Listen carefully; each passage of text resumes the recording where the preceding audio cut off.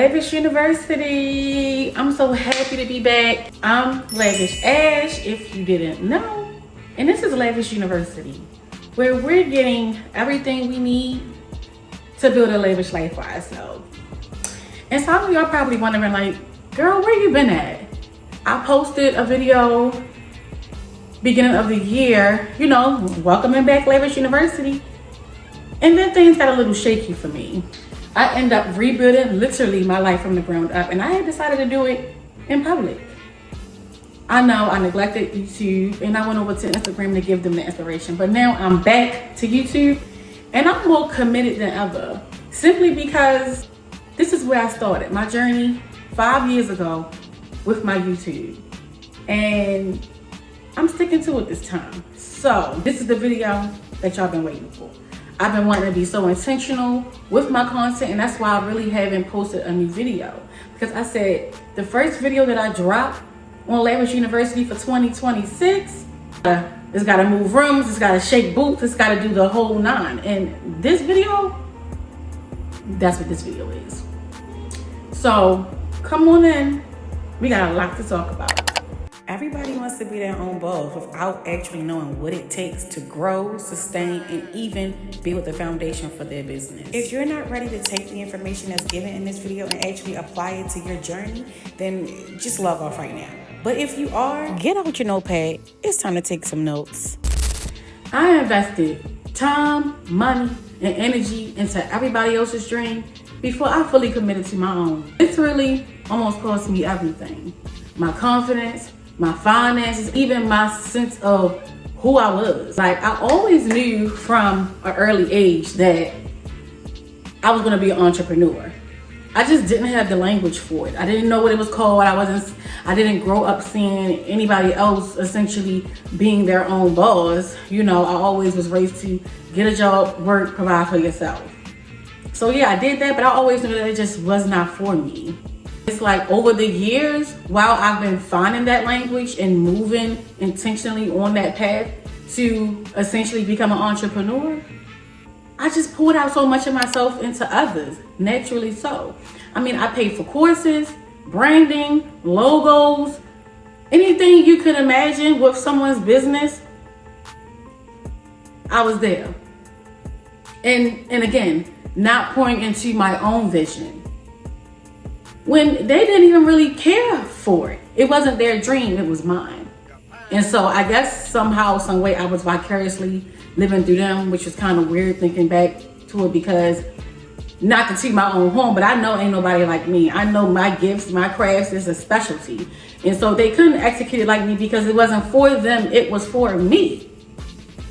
That took a toll on me mentally, physically, financially, emotionally, in so many different ways, because when I didn't receive the support I should have received, when I didn't feel like I was being acknowledged for my gifts and my talents, like I know I'm better than such and such, not to compare, but I'm just saying, I know my fruit, And it was like I wasn't getting what I thought I should have received at that moment, but it was because I technically had not shown up 100% for myself. Once I got into business, I had to unlearn a few things. And one of those things were to not be a worker within my business. I am not the employee, I am the owner. So that means that I had to delegate tasks that someone else could do. I can't do it all. The number one thing that most entrepreneurs tend to fall victim to, trying to do every little thing within your business. I mean, because essentially when you're starting up, you will be the sole person doing mostly everything. But that's why you have to learn early on, what can you do versus what someone else can do just as good without tainting the quality of whatever you're trying to bring to life. Stop listening to everybody. Imagine if Noah listened to others while he was building that ark.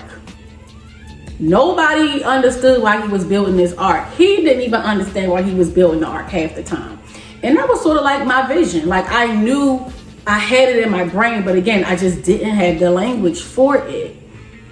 I went to public school. I went to a community college and dropped out. I didn't like to read. I I didn't like to read growing up. So there was just a lot that I had to learn along the way. And then I also had to stop letting other people's doubts get in the way of what I knew I seen for myself. I know the vision that God put inside my mind. Even if I can't see it right this second, even if I can't articulate what it is in the next year or two, I know the vision that God had for me. And so I stayed committed to the vision. Rejections, the slander, the silence from people closest to me, the little business comments, all of that, yeah. You gotta block all that out because it's gonna be there. It's gonna be there from your friends, it's gonna be there from your family, it might even be there from your partner. Because people just don't see what you see. They don't have your eyes. So rightfully so, they're gonna not take it as serious as you would take it. And y'all, then I had to really sit with myself and do the dark night of the soul type of soul searching and say, Ashley, what is it that you really want? Because if it's not of you, it needs to go to the side. Let's be real. Nobody else is responsible for your distraction. I don't care if they call you every second, want to go out to a club, want to hang out, want to smoke, want to drink, whatever the case may be. You are responsible for the vision that you hold for yourself. And so if you really want it, then it's going to take you having to decide what you really want and what you're going to focus on and what you're not going to focus on. So that was something that I had to really sit with myself and be like, okay, Ashley, because listen, you doing X, Y, and Z, but saying you want X, Y, and Z, and that don't add up. 1 + 1 gonna always equal 2. And you doing 3 and 4 right now, expecting to get something else. It don't work like that. So I have literally had to get real with myself to say, okay, what do you want and how you gonna get it? Because lavish isn't a label, it's a lifestyle.